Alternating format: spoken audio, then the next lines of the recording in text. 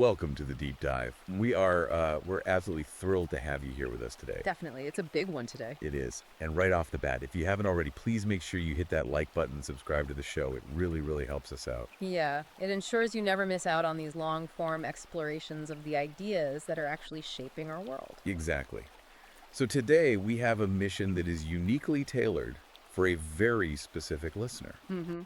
If you are someone who follows the men's rights movement, if you consider yourself a red-pilled man trying to understand the historical foundations of Western institutions, And specifically how those institutions operated before the cultural shifts of recent decades. right before all of that.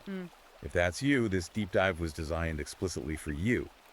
We are reviewing a highly provocative, just explosive new ebook titled Aristos, Excellence of Man by Conrad Riker. It is an incredibly dense, uncompromising text. I mean, we're going to cover a massive amount of ground today. So much cram. But we want to be very clear with you right up front. If you want to truly master the concepts we are discussing, you need to go straight to the source. Yeah, you have to read it. Check out Amazon Kindle and Google Play Books to buy the book yourself. And make sure you follow the author at Conrad Records on Substack. That's right. The sheer volume of historical and philosophical analysis in this book, it requires firsthand reading to fully digest. We can only give you the map. You have to walk the territory. Precisely. That is so true.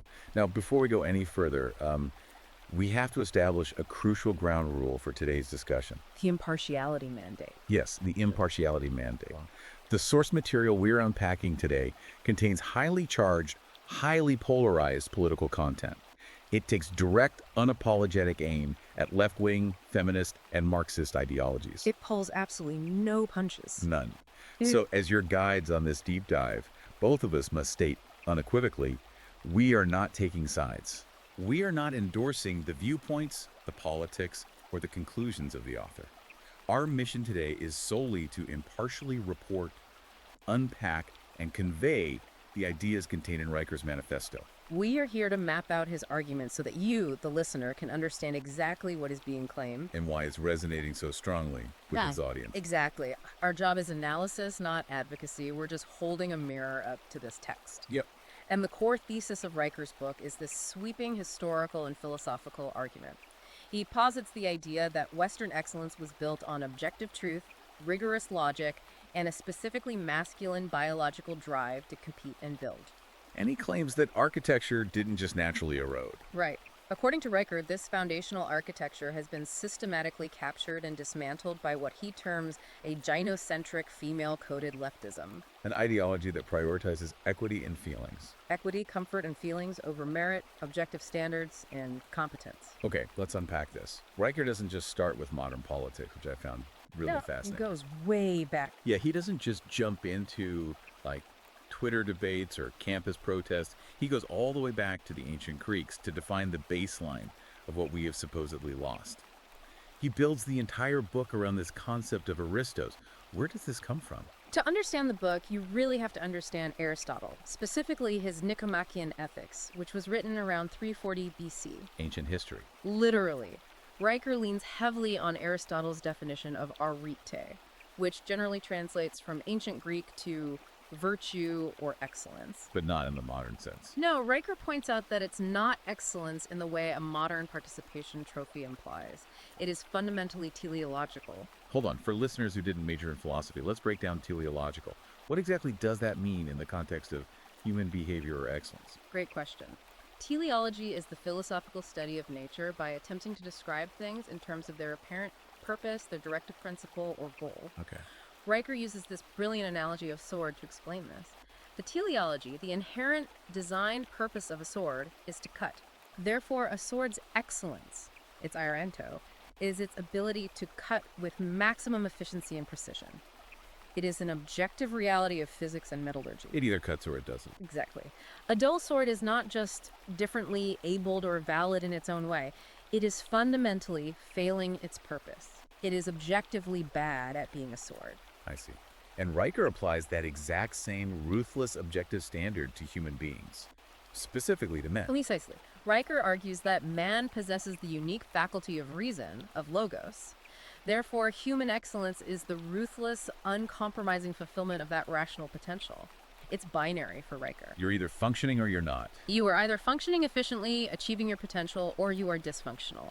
And he contrasts this aggressively with modern culture, which he argues has become a factory of self-esteem. Where feelings outrank confidence. Yes, a culture where we tell children they are special simply for existing rather than for what they achieve. To Riker, this is like praising a dull sword just for being made of metal. That is a harsh, uncompromising standard. But Riker argues that when we abandon that teleological, objective view of excellence, we render our entire civilization dysfunctional. Completely. And he doesn't just leave this in the realm of ancient philosophy. He points to specific historical benchmarks of objective law to show what this masculine order looked like before it was dismantled. He brings up some incredibly heavy hitters from history. He does. Because he wants to demonstrate that Western civilization didn't happen by accident. It was engineered. He points first to the 1215 Magna Carta, specifically Clause 39. Right, which essentially stated that no free man could be imprisoned, stripped of his rights, or exiled except by the lawful judgment of his equals or the law of the land. It sounds so basic to us now. But at the time, that was revolutionary. It was a seismic shift. Before that, you had the divine right of kings, where the monarch's emotional whim was the law. If King John didn't like you, you were ruined. You were done. Yeah. Clause 39 took the emotion out of it. It established an objective standard. Riker also points to the Roman Jus Gentium, the law of nations. Which was huge for the empire. The Romans realized that to govern a massive, diverse empire, they couldn't rely on local tribal customs or mob feelings. They had to recognize objective, rational principles of law that were binding across all cultures. He also details the Venetian Republic, which lasted for over 1,000 years, which is insane when you think about it. Very stable system. And he brings it all the way to the United States Constitution. He specifically highlights the ban on ex post facto laws in Article 1, Section 9. For those unfamiliar, an ex post facto law is when you make something illegal today and then punish someone for doing it yesterday when it was still legal. Exactly.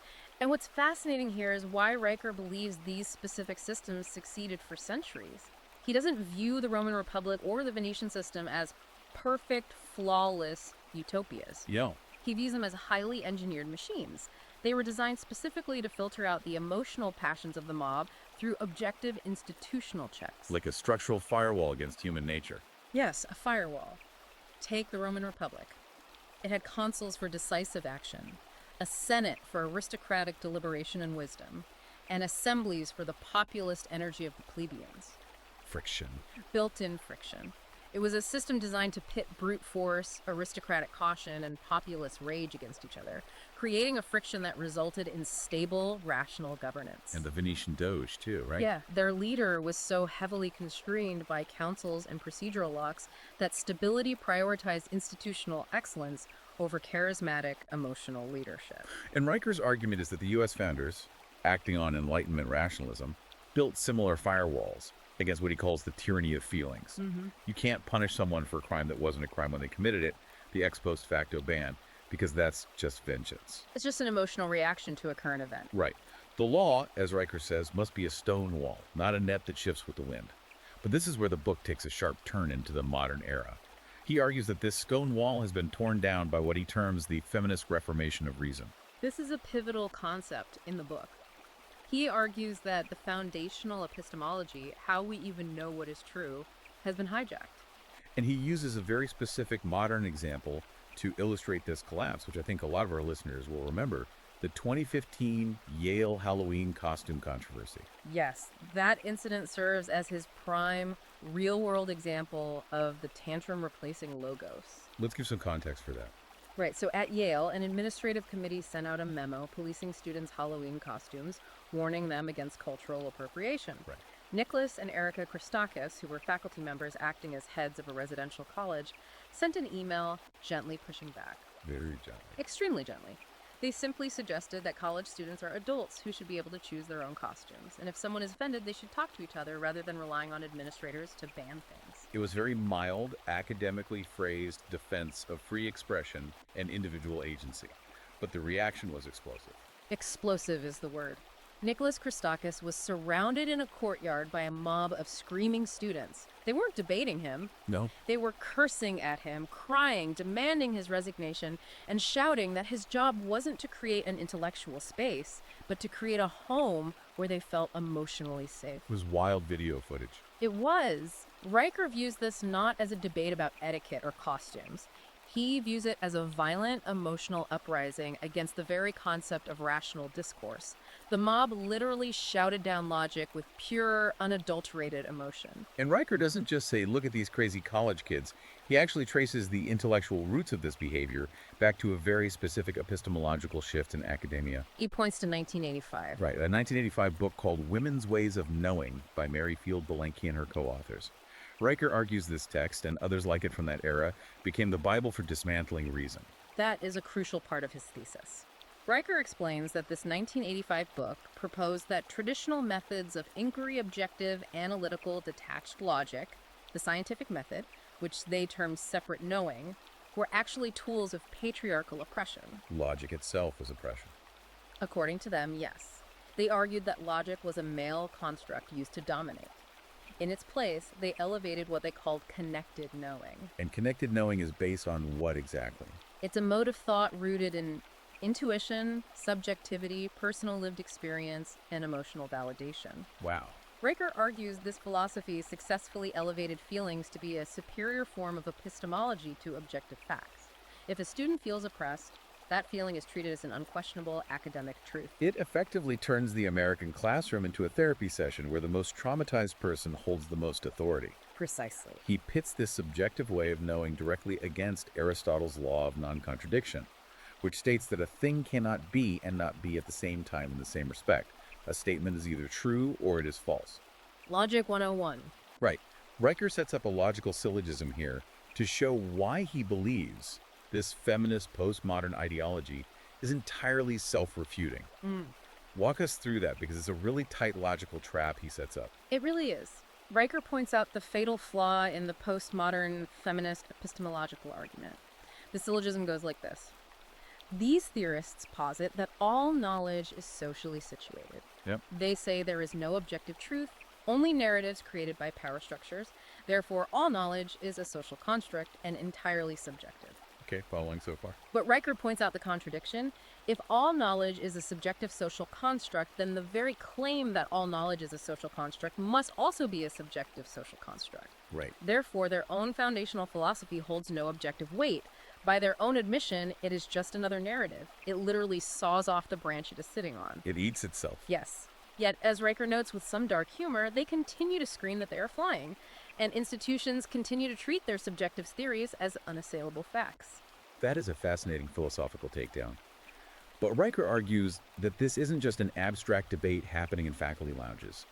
If the legal system and the educational system can be paralyzed by this ideology, it begs the question, what happens to the actual physical institutions of our society? It bleeds into the real world. It leads right into the next major theme of the book. How this philosophical shift actually captured our real-world systems, starting with what he calls the gynocentric capture of academia. He brings some incredibly stark demographic data to the table to prove this capture isn't theoretical, it's measurable. Yeah, I saw these numbers and they are staggering. He points out that in 1980, male college enrollment in the U.S. was roughly 52%. By 2020, it had dropped to 44%. A massive drop. And he knows there have been massive collapses, specifically among white and Asian males. Now, a mainstream sociologist might say, well, the economy shifted, or women are just outperforming men. But Riker argues this isn't a natural fluctuation at all. He calls it a systematic, intentional evacuation of the masculine mind from the intellectual arena. Yes. He explains exactly how he believes this institutional purge was executed. He points a finger directly at the weaponization of Title IX. Let's explain Title IX. For listeners, Title IX was originally a 1972 law designed to ensure equal opportunity in education, mostly known for funding women's sports. But Riker highlights the April 4th, 2011 Dear Colleague letter issued by the Department of Education under the Obama administration. What exactly did that letter do?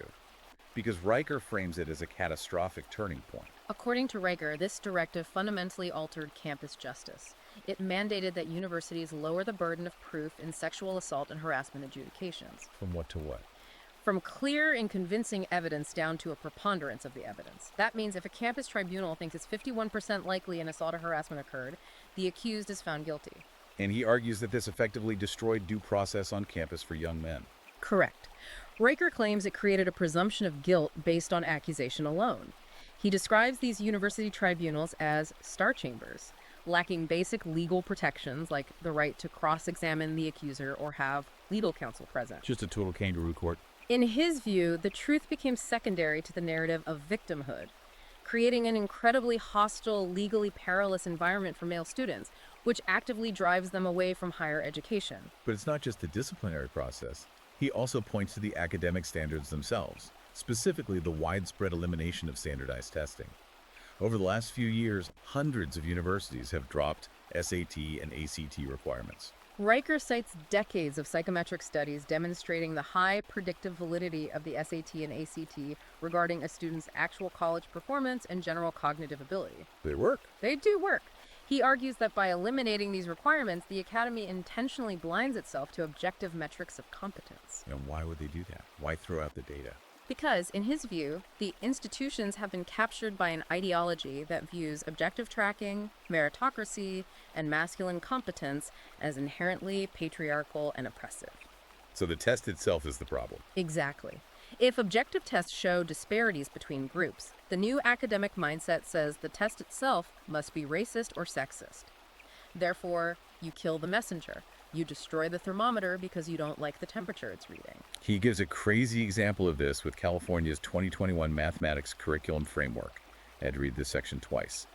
He claims the framework suggests that focusing on getting the right answer in math is somehow rooted in white supremacy or patriarchy. Yes, that actually happened. He argues that this is the ultimate triumph of the subjective over the objective.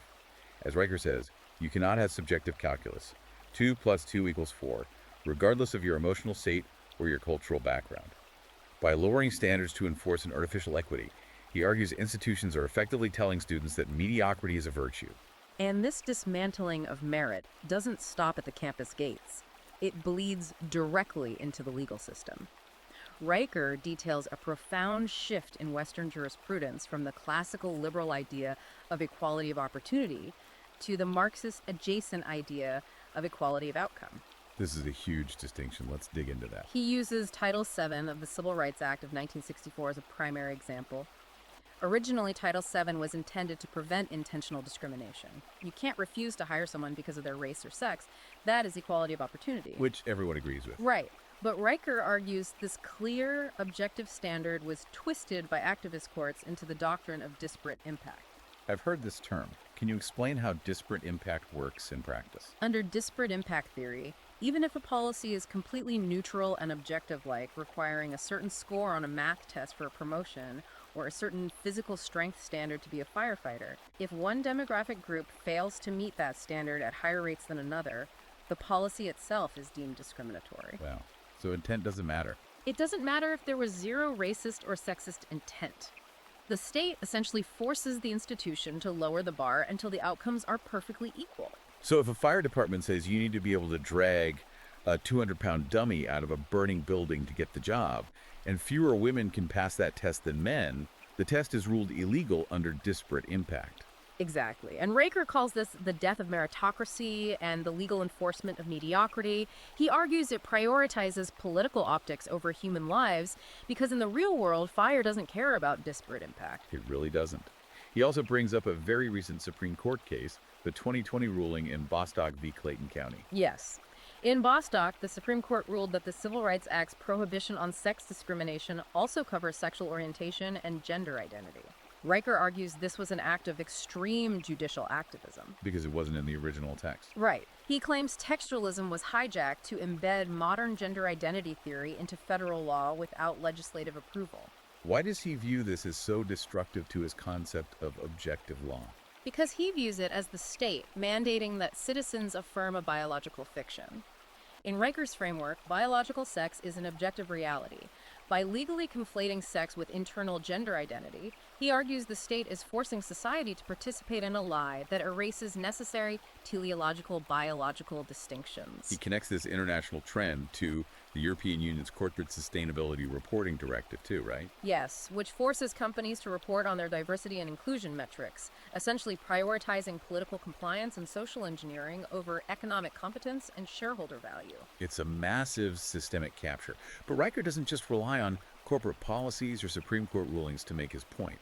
He provides what I found to be an incredibly chilling, horrifying proof of what happens when compassion and political correctness completely override objective justice. He brings up the Rotherham scandal in the UK. Yes, the Rotherham child sexual exploitation scandal is his ultimate, darkest indictment of this ideology. For listeners who aren't familiar, in the town of Rotherham, local authorities and police ignored the mass, organized sexual exploitation of over 1,000 children over the course of more than a decade. Over 1,000 children. And the reason they ignored it is the crucial part of Riker's argument. Exactly. Official inquiries later documented that the reason for this systemic failure was that local social workers, politicians, and police were paralyzed by the fear of being labeled racist. Unbelievable. Because the perpetrators were almost exclusively from a specific demographic profile, predominantly Pakistani British men, the authorities looked the other way. They suppressed data. They silenced whistleblowers. Riker uses this to say, look at what happens when the female-coded leftist imperative to be agreeable, to avoid conflict, and to prioritize emotional safety and political correctness overrides the masculine imperative for harsh, objective truth. You get a disaster. It leads to the horrific systemic sacrifice of actual vulnerable children to protect the political narrative.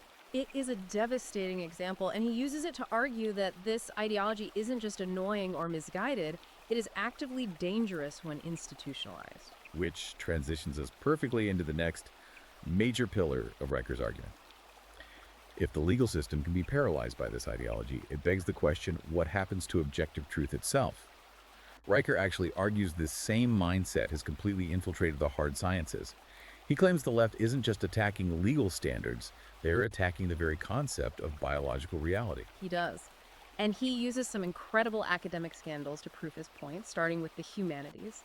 He recounts the Alan Sokal hoax of 1996. Oh, the Sokal hoax is legendary. For those who don't know, Alan Sokal was a physics professor at NYU. He was frustrated by the postmodern nonsense coming out of cultural studies departments. So he wrote a paper titled Transgressing the Boundaries, towards a transformative hermeneutics of quantum gravity. Which sounds incredibly smart. But it was complete intentional gibberish. He just strung together postmodern buzzwords, flattered the ideological biases of the editors, and claimed that quantum gravity was a social and linguistic construct. And a leading cultural studies journal, Social Text, published it as a serious academic breakthrough. Incredible. Sokal immediately revealed the hoax, proving that these journals weren't checking for truth or logic. They were only checking to see if the paper aligned with their leftist political narrative. And Riker pairs that with the much more recent 2018 grievance studies affair, which was orchestrated by James Lindsay, Peter Boghossian, and Helen Pluckrose. This was Sokal on steroids. I remember this. They wrote 20 fake papers and submitted them to leading journals in fields like gender studies and sociology. This is where we get the infamous dog park paper, right? Yes. They famously got a paper published in the journal Gender, Place, and Culture that analyzed the cultural peril of dog parks. They claimed, using completely fabricated data, that dog parks were breeding grounds for rape culture and canine toxic masculinity. Canine toxic masculinity. They even took a chapter of Adolf Hitler's Mein Kampf, rewrote it using intersectional feminist terminology, and got it accepted by an academic social work journal. It's absurd. Riker uses these hoaxes to synthesize a major point about the academic left. He argues they're employing what is known in debate as a Motte-Bailey fallacy. Let's break that down. Yeah. What exactly is a Motte-Bailey fallacy? This is a crucial rhetorical concept for the listener to understand if they want to decode modern political arguments. The Motte-Bailey is a medieval castle design. The motte is the stone tower on a hill, very safe, easy to defend. The bailey is the sprawling courtyard below, highly desirable, productive, but very hard to defend from attack. Okay, so how does that translate to an argument? In a debate, the arguer conflates two positions. One is modest, common sense, and easy to defend. That's the motte. The other is radical and highly controversial, the bailey. Riker says that when challenged by logic or evidence, leftist academics retreat to the motte. They say, we just want to study culture, or we just want everyone to be treated equally. Are you against equality? That's the motte. It's hard to argue against basic equality. Right. But when they are unchallenged, they advance out into the Bailey, pushing the radical claims that all hard science is a linguistic power play, that math is racist, and that objective reality is a tool of colonial oppression. Bait switch. Riker argues they use dense academic jargon to hide this retreat and advance. By doing this, they have entirely abandoned rigorous Popperian falsification. And another philosophy term. Let's ELI5, Popperian falsification. What does that mean in the context of scientific studies? Karl Popper was a philosopher of science. He argued that for a theory to be considered scientific, it must be falsifiable, meaning there must be a way to prove it wrong. If you say all swans are white, I can falsify that by finding one black swan. Simple enough. But postmodern theories of systemic oppression or unconscious bias are designed to be unfalsifiable. If you find evidence of bias, it proves the theory. If you don't find evidence of bias, they argue that just proof the bias is so deeply systemic and hidden that it's invisible. Heads I win, tails you lose. Exactly. Riker argues that is not science, it is a religious dogma. And he doesn't just go after the humanities for this. He goes after the soft sciences, like psychology and sociology, pointing out the massive replication crisis happening right now, where over half of famous psychology studies cannot be reproduced. He points to structural issues, like the file drawer problem. The file drawer problem is a massive issue in academia. It happens when researchers conduct a study, but the results don't fit the dominant leftist narrative. So they bury it. For example, if a study shows minimal behavioral differences between genders, or shows that a conservative policy actually works, the researchers know it will be controversial or rejected by journals. So they just hide the data in a file drawer and never publish it. The public only sees the studies that confirm the progressive consensus. He also points to a practice called arcing hypothesizing after results are known. Arcing is essentially academic fraud. The scientific method says you make a hypothesis, then test the data. Arcing is when researchers sift through massive data sets looking for any random statistical correlation that supports their politics. Lining the data. Once they find it, they write the paper backward, pretending that was their brilliant hypothesis all along. Riker uses all of this to explain why major foundational pillars of psychological sociology have collapsed under modern scrutiny. He points out that the famous Stanford prison experiment, which has been taught for decades to prove that masculine authority is inherently abusive and that people will naturally torture each other if given power, was fundamentally flawed. Completely staged. Audio recordings surfaced showing that the lead researcher, Philip Zimbardo, actively coached the guards to be cruel to get the dramatic results he wanted. He also targets the implicit association test, the IAT. This is the tool widely used in corporate diversity, equity, and inclusion training to prove that everyone, especially white men, has unconscious bias. Oh wow, the IAT. I think almost everyone in the corporate world has had to take one of those. You sit at a computer and press keys sorting faces and positive or negative words. What does Riker say is wrong with it? Riker points out that rigorous, peer-reviewed scrutiny has shown the IAT has virtually zero predictive validity for actual racist or discriminatory behavior in the real world. You can take it 3 times in a day and get 3 wildly different scores. Meaningless. He calls it a digital Ouija board used to generate universal guilt. It's an instrument of psychological manipulation, not science. But here's where it gets really interesting. Riker tears down all this postmodern relativism, but he doesn't leave a vacuum.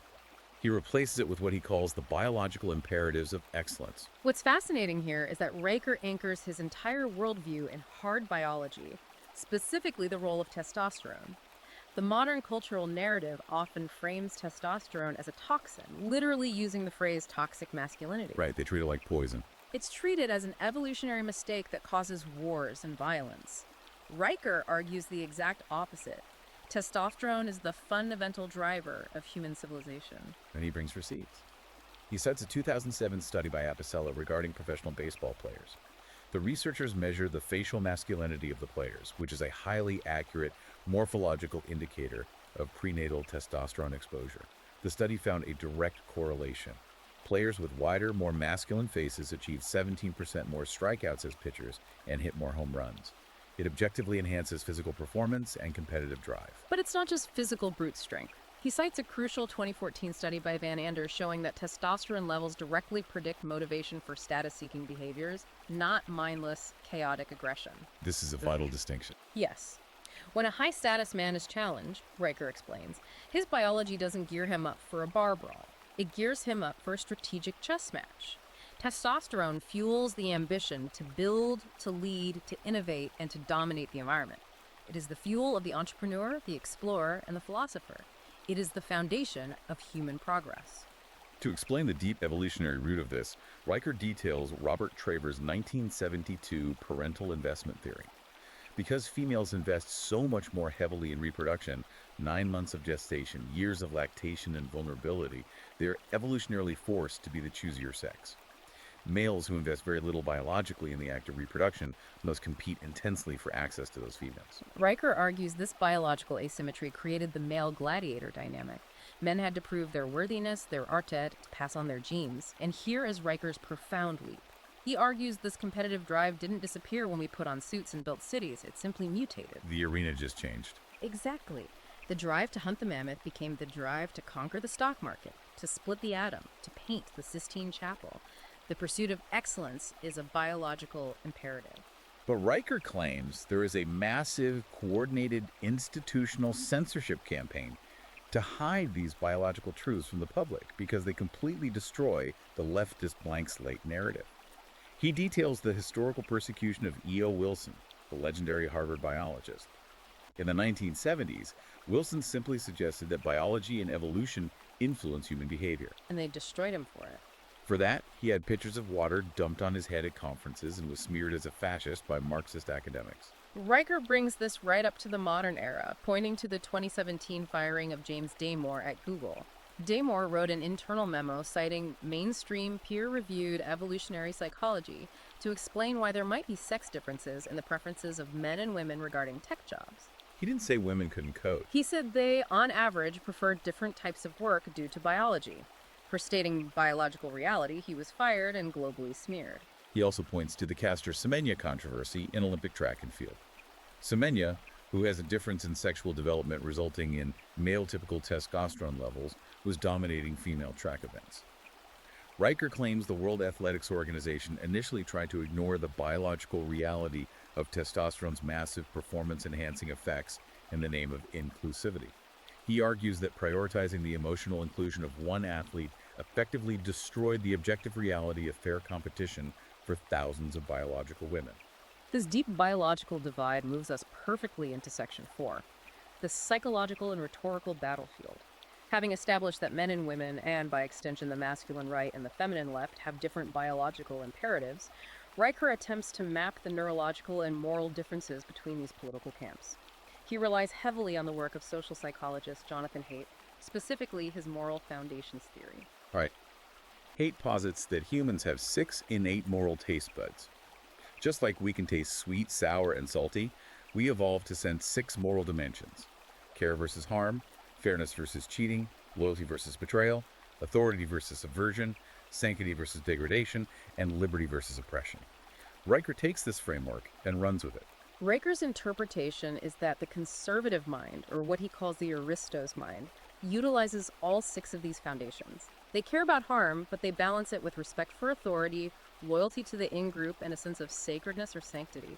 This creates a balanced, robust approach to civilization that recognizes trade-offs. Conversely, Riker argues that the NPC, the non-player character of the left, which is his somewhat derogatory term for the ideologically possessed progressive, operates almost exclusively on just one axis: care versus harm. And a highly egalitarian, outcome-based interpretation of fairness. Riker describes this psychological profile as operating exactly like an overbearing mother.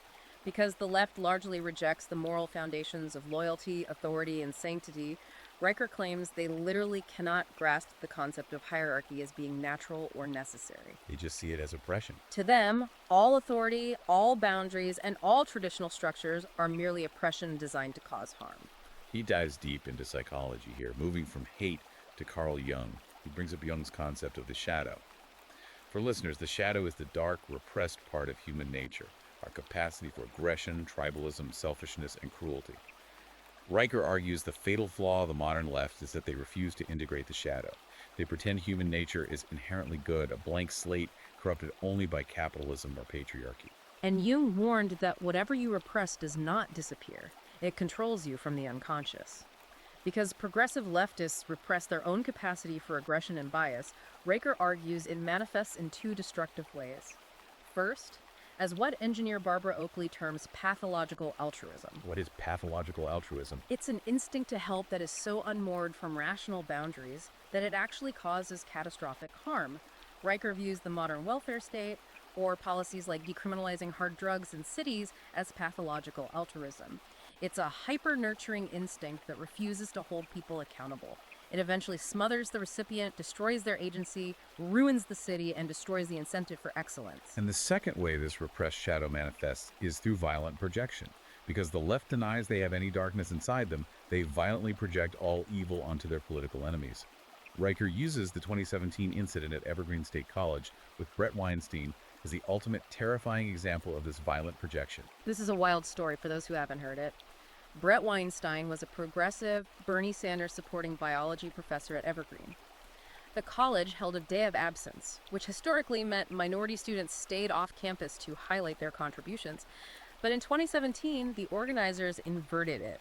They demanded that all white people leave the campus. Weinstein refused. He sent a very polite email pointing out that while choosing to absent yourself is a form of protest, demanding another racial group leave based on their skin color is an act of explicit racism. In response, the campus erupted. A mob of hundreds of students surrounded Weinstein, screamed abuse in his face, barricaded administrators in their offices, and literally roamed the campus with baseball bats looking for people who disagreed with them. Literal baseball bats. The college president capitulated to the mob. The police were told to stand down. Weinstein and his family had to flee the town for their safety. Riker says this wasn't a protest, it was a psychological shadow projection. A mob, deeply intoxicated by their own perceived moral virtue, actively hunted a man with baseball bats. They tried to destroy the man who was holding up a mirror to their own bigotry. And because they were operating on the care harm axis, they justified their violence by claiming Weinstein's logic made them feel unsafe. This psychological fragility leads directly to what Riker calls the death of rhetoric. He contrasts this modern hysteria with the 1858 Lincoln-Douglas debates. Think about it. Abraham Lincoln and Stephen Douglas debated the fate of a nation, the issue of slavery, for hours on end, outdoors, in front of thousands of people, with rigorous logic and no moderators. The audience just listened intently. Riker contrasts that majestic display of masculine intellect with modern cancel culture. He argues that Aristotle's rhetorical triad has been completely inverted. Aristotle said persuasion relies on logos, which is logic and reason, ethos, which is character and credibility, and pathos, which is emotion. In a healthy, Aristos-driven society, logos drives a chariot, with ethos and pathos as the horses pulling it. But today, Riker claims the left has decapitated the charioteer. They have elevated pathos to the throne. Debate is reduced to weeping, shouting, and a victimhood Olympics. They don't attack the argument. They attack the man. If they can't beat your logic, they try to get you fired, debanked, or socially ostracized. So how does Riker advise his reader to handle an ad hominem attack from an ideologically possessed NPC? Because he doesn't just diagnose the problem, he offers tactical advice. His advice is intensely stoic. He tells the listener, deny them the emotional payoff of your submission. When a mob or a colleague calls you a racist, a sexist, or a fascist because you stated an objective truth, you do not apologize. You do not justify. You do not explain yourself. Why not? Shouldn't you defend your reputation? Riker says no, because they aren't looking for an explanation. They're looking for a confession. They're looking for your emotional distress to validate their power. If you apologize, you validate their subjective reality. Instead, he says you respond with cold, bored indifference. You look at them and ask, so what? By denying them the emotional reaction they crave, you short-circuit their programming. You meet their emotional hysteria with the immovable stone wall of logos. That is incredibly hard to do in practice, but you can see how powerful it would be. Now let's look at the macro consequences of all this. What happens when this mindset scales up to the level of the economy and the internet?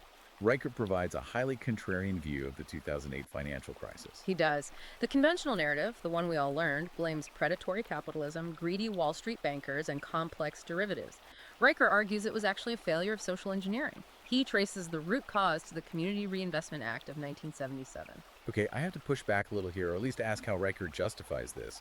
How does he lay a global financial meltdown at the feet of a 1977 diversity mandate? It's a bold claim. Riker argues that the CRA and subsequent pushes by the Clinton and Bush administrations essentially forced banks to lower their mortgage lending standards to increase home ownership among marginalized groups. He specifically calls out Countrywide Financial's fast and easy loan program. In a rational, objective world, banks verify income, check credit histories, and require down payments. That is the objective standard of creditworthiness. Right, the bank needs to know you can pay it back. But Riker says Countrywide, pressured by federal mandates and the desire to hit diversity quotas, abandoned objective creditworthiness. They gave loans to people with no income, no job, and no assets, NINJA loans.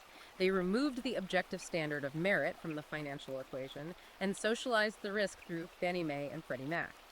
So when the housing market collapsed, Raker says it wasn't because of too much capitalism, it was because the participation trophy mentality, everyone gets a house regardless of merit, was injected into global finance. Reality eventually reasserted itself, as it always does. He draws a direct modern parallel to the collapse of FTX and Sam Bankman-Fried. Riker views SBF as the ultimate failure of effective altruism. Effective altruism is a philosophy very popular in Silicon Valley, which essentially argues for making as much money as possible so you can give it away to progressive causes. Riker argues this philosophy replaced rigorous, double-entry bookkeeping with feeling-based accounting and virtue signaling. SBF was playing League of Legends during pitch meetings and openly talking about his progressive philanthropy, and investors threw billions at him without doing due diligence. The market priced wokeness and perceived moral virtue higher than actual solvency, and it resulted in one of the biggest frauds in history. He also points to the inflation following the 2021 American Rescue Plan. Riker argues that central planning, massive fiat money printing, and handing out stimmy checks is the ultimate economic manifestation of the care-harm moral matrix. The government tries to insulate everyone from the natural economic consequences of the pandemic by just printing trillions of dollars. But he argues this inevitably destroys the purchasing power of the working class, punishes savers, and rewards the incompetence of the elite who are closest to the money printer. But the economic decay is only half the story. This brings us to what Riker sees as the most insidious threat: the digital panopticon and technological subversion. Here's where it gets really interesting and terrifying. Riker points to a statistic from a Microsoft study in 2015. The average human attention span has dropped to 8 seconds. That is literally 1 second below a goldfish. Think about that. We are losing the biological capacity to focus. Riker argues this is not an accident. It is an induced state of neurological atrophy, designed by what he calls a gynocentric tech cartel in Silicon Valley. The goal is to keep men docile, distracted, and unable to achieve excellence. He references Anders Ericsson's famous concept of the 10,000 hours of deliberate practice required for true mastery in any field. Exactly. To build a cathedral, to write a symphony, to master a martial art, you need deep, uninterrupted, agonizing focus. Riker argues that the modern digital ecosystem, TikTok, Instagram Reels, endless push notifications, is a weapon of mass distraction. It interrupts us constantly, guaranteeing that men will never achieve that deep work. They will remain mediocre, pacified by cheap dopamine hits, scrolling endlessly in a state of suspended adolescence. And it's not just passive distraction, it's active, algorithmic manipulation. Riker points to The Selfish Ledger, a leaked Google concept video from 2018. If you haven't seen this, look it up. The video explored using Google's massive data collection not just to sell you products, but to actively modify human behavior and reshape societal values toward Google's corporate progressive goals. They were talking about nudging users toward different life choices.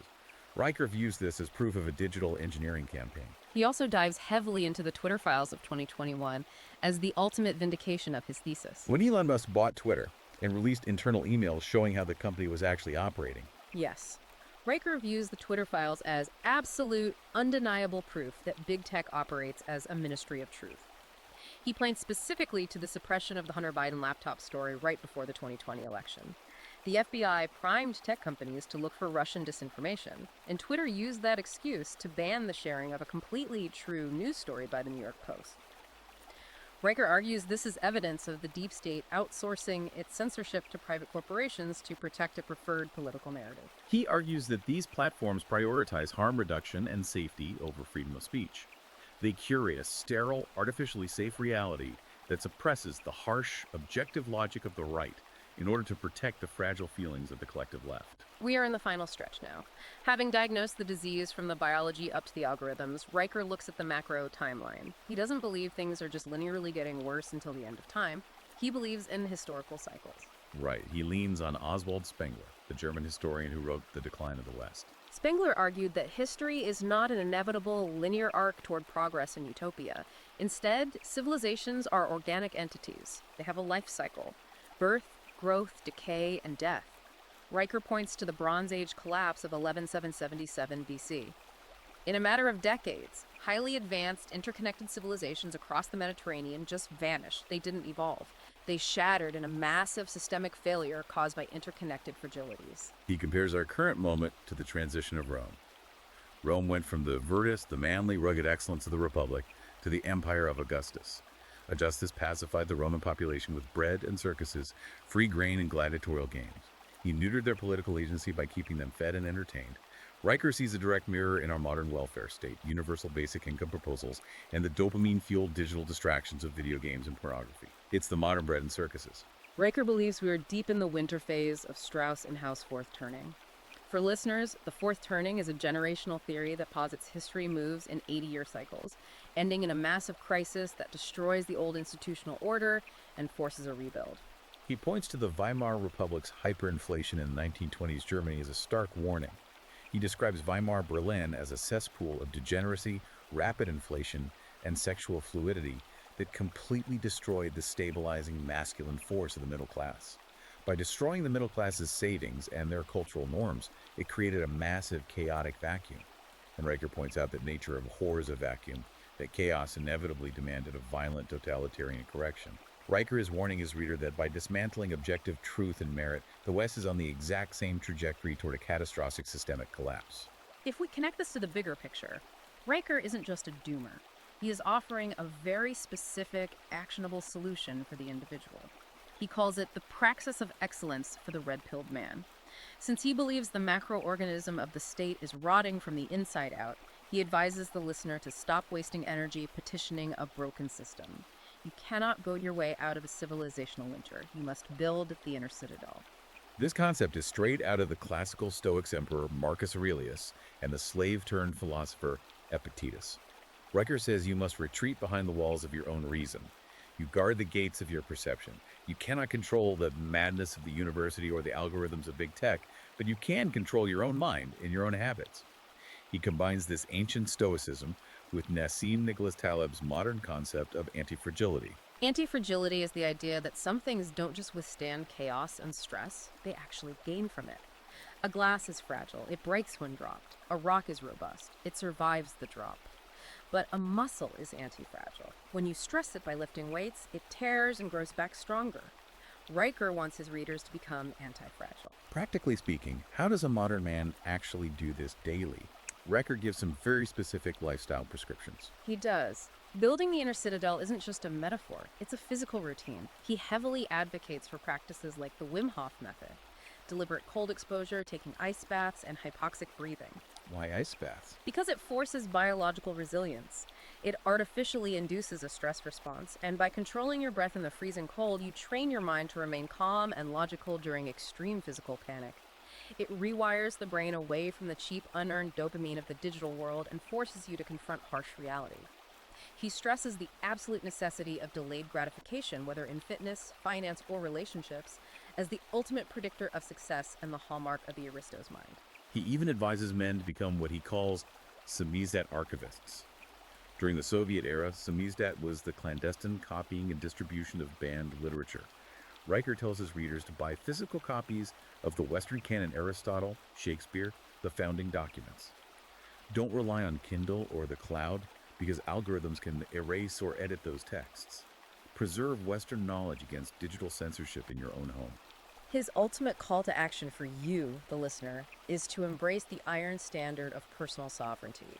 Stop arguing with NPCs on Twitter. Stop seeking permission from HR departments or progressive institutions that hate you. Build parallel structures. Form your own businesses. Lift heavy steel in the gym to build your physical capability. Read the Western canon. Secure your assets in hard money like Bitcoin or gold that cannot be inflated away by central planners.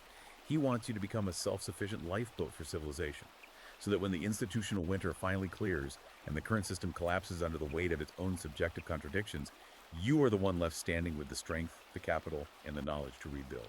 That brings us to the end of a truly massive, intense exploration of Conrad Riker's worldview.